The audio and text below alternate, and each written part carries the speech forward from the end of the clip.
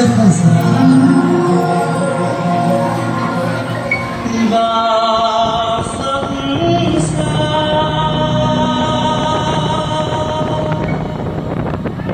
là những ngày thương nhớ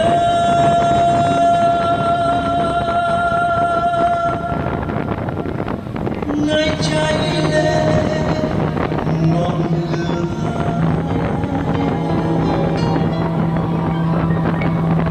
là trái tim yêu thương,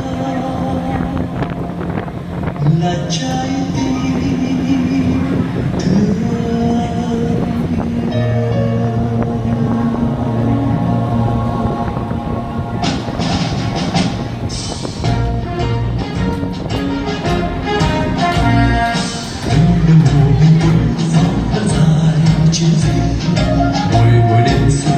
chờ tiếng pháo ra ôi sao nước mắt anh trong đêm sao anh em vẫn ngờ cho sao vậy vào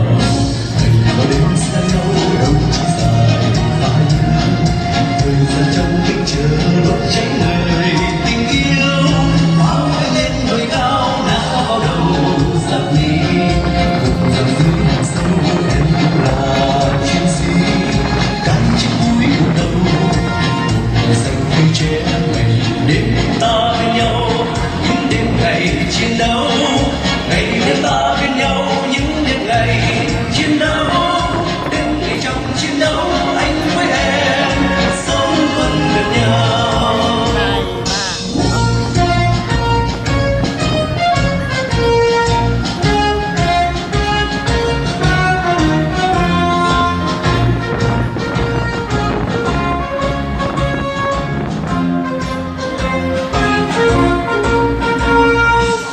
Đêm mùa bên quân pháo lớn dài chiến dịch rồi đêm xuân kinh chờ nghe tiếng pháo ra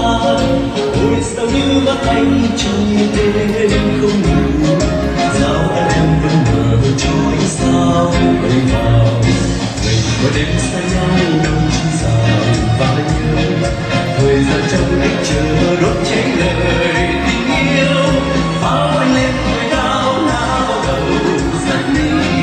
một giờ dưới vùng sâu em từng là chiến sĩ cái chiếc túi ngực đầu một người xanh tươi trẻ ngày đêm ta bên nhau những đêm ngày chiến đấu ngày đêm ta bên nhau những đêm ngày chiến đấu đêm ngày trong chiến đấu anh với em sống vẫn gần nhau đêm ngày trong chiến đấu anh với em sống vẫn gần nhau.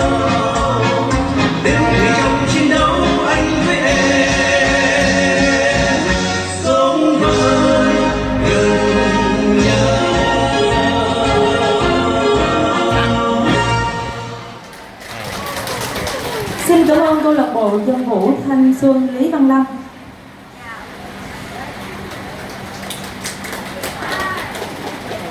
Tiếp theo là tiết mục